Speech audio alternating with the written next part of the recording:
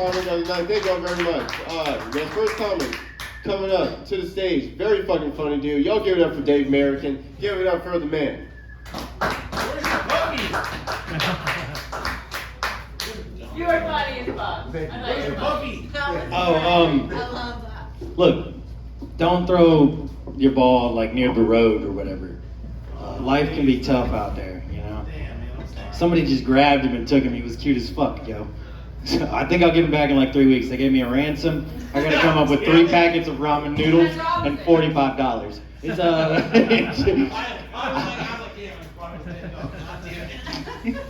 no, he's kidnapped. You know, it's a rat-terrier chihuahua, you must know. That's not what I came up here to talk about, so fuck all that shit. Moving on. You guys ever taken a risk-free drug test? What the fuck is that? Yes. Like passing out a breathalyzer at a keg party, you know? Oh, yeah. Just where like everyone's like, yeah, how drunk am I? Fucking hand me that shit. I got a 2.4. What'd you get? Fucking nothing. You're dead, buddy. Or is that 4? I don't remember. I went to these classes. But if you ever get a risk-free drug test, that's a lie. They're setting you up for something. I remember the first one I ever got. They gave me a free questionnaire like I was down for my misdemeanor arrest.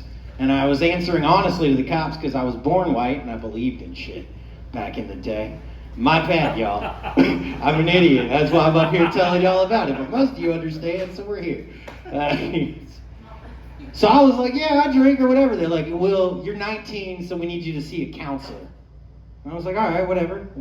I'm in college. I'm on my own for the first time. I'm very naive. I feel like this is going to go well or whatever. And she asked me the trickiest question you can ask a 19-year-old college kid, which is how many beers do you drink a day? Oh. Yeah, exactly. I said about 3 to 5 on a weekday and maybe 10 on a good weekend.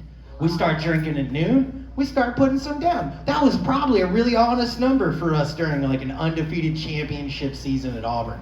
Like, I was drinking pretty heavy. We lost 0 games. You know, you need a weekend off. Sometimes you need the loss, right? So your liver can win. Okay. Everybody goes out more on a win. All right, fine. We're bringing it around. This lady's eyes are like the size of saucers, and I'm confused because apparently everyone lies to these people. Like a lot. They think the average per day should be 1 beer. And if you have more than that, you're an alcoholic. And you have to go to classes. I don't know, have y'all ever heard of this AA or NA shit? I've been to AA for a long time. Does it help? Do you drink now?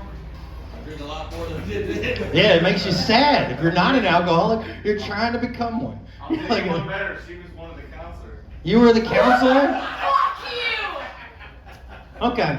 So everybody asked me if like the 2 years of probation that I got for telling the truth about less than a gram of marijuana. Never tell the fucking truth. Yeah, I understand. The government's horrible. Yeah, we're past that now. I worked for them for another 6 years in the Marines.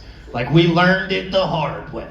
It's I don't work there anymore. Yeah, I quit too. They gave me this little piece of paper. It's like a DD-214. The thing's amazing. Fucking love that shit. Has a big H on it that gives me a paycheck every month. So I don't mind. We're cool now. They've paid me enough over the last decade. I feel like I've squashed it. Just like they squashed my spine. Okay, cool. Now that we're through the counselor shit of this fucking set, moving on. AA was the greatest thing that could ever happen to a curious 19-year-old that was just finding his gateway to learning about drugs, which happened to be a small amount of marijuana. And I understand the irony in that because I learned so much. I was the youngest person by like 25 years in this AA class. They put me, because of my drinking level that I admitted to, into a full intensive like weekend. I had to go twice and ride the bus because I was poor. It was crazy. I would spend 3 hours out there on a Saturday, and it was nothing but like 45-year-old like methed out women and like other people on the bus with me that are eating half-eaten sandwiches out of the freaking trash so we can talk about how a real problem can become. And I'm in there with a notepad just like soaking it up. You could do what with a spoon? Some cocaine and a little bit of alcohol? Come here. It's called freebasing, folks. I learned about that at 19. We tried that shit by the bus because they can't test for that. Turns out that's a lie. I got 3 extra months they can test for that. I've always been kind of an intense guy. I did do the Marine Corps for a long time, and they gave me 180 AA classes. I had to do 180 in community service, and this is the first person the judge gave like youthful offender to, but he like made it ridiculous. So I found there's a lot of letters. I don't know if you knew this, but like back in the day, we didn't have all the LGBT letters. We just had like all the AA, NA, CA, SA, whatever A's you wanted to be. There was a group that met and had coffee and cigarettes to talk about their problems. It's pretty beautiful. And I found all of them and turned in a sheet of 180 AA class signatures in 3.5 weeks. The judge ripped it up in the center of the courtroom and looked at me, and I was thinking in my head, this was supposed to be a risk-free drug test. This is fucking bullshit.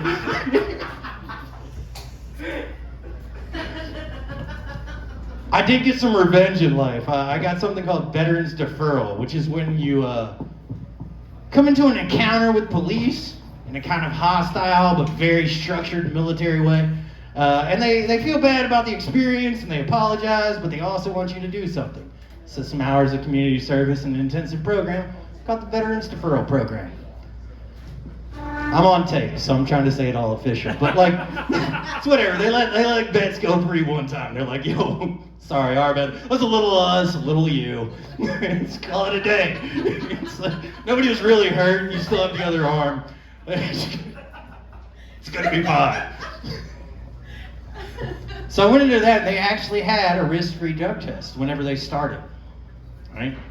Before the whole thing kicks off, they're like, we just want a baseline. Doesn't matter what you've done or why you're here. It's like some sweet old lady that like, you know, packs lunch boxes for a bunch of like the neighborhood kids and just really cares about life.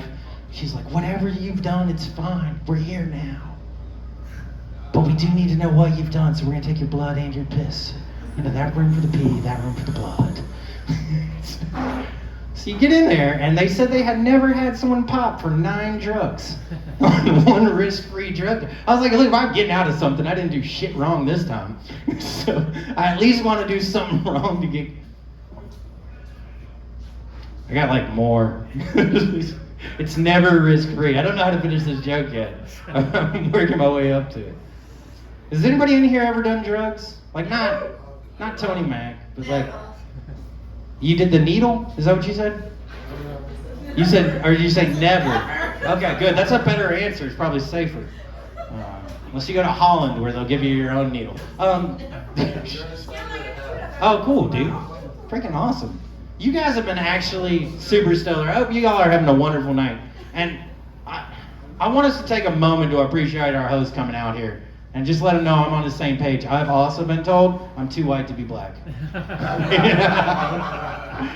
Can I hear it for Jordan Mack one time? My name's David Merriken. Y'all give it up for the rest of your comments you're gonna see.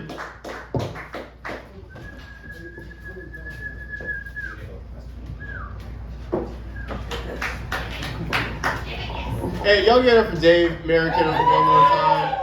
And his fucking illustriousness and silliness and shit. Hey, y'all get it up for the dog. Give it up.